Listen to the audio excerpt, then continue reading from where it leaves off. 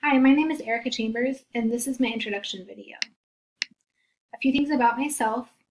I have lived in Hutchinson, Kansas for most of my life. I have two sisters, and we like to spend a lot of time together, as well as visiting other family that's in the area. We like to do crafting activities together, and I like to read in my free time.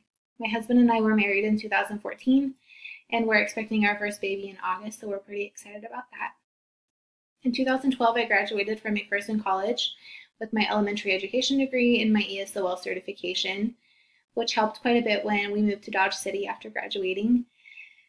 Dodge City schools have very high Hispanic populations. I taught at a school called Beeson, and I taught 2 years there at 4th grade, and I loved it. But my husband and I moved back to Hutchinson so that we could be closer to family.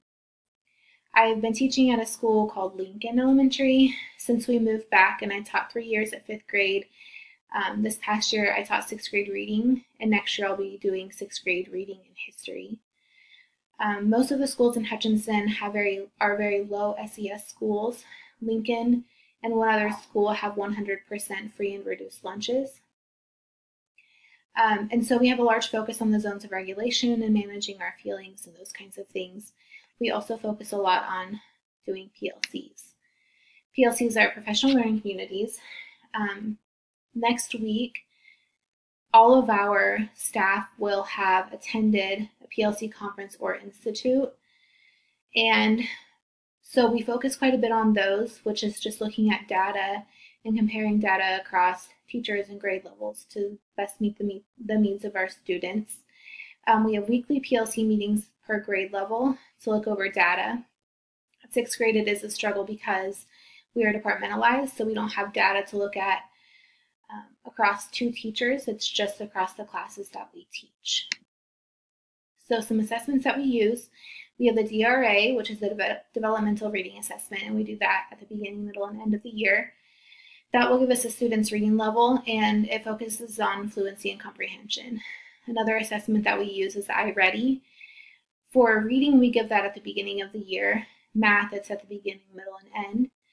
But for reading, it will give us, it focuses more on reading skills, so it gives us scores focused on reading skills, and students will have a path that they can get on the computer that will help them make gains in the skills that they're low in.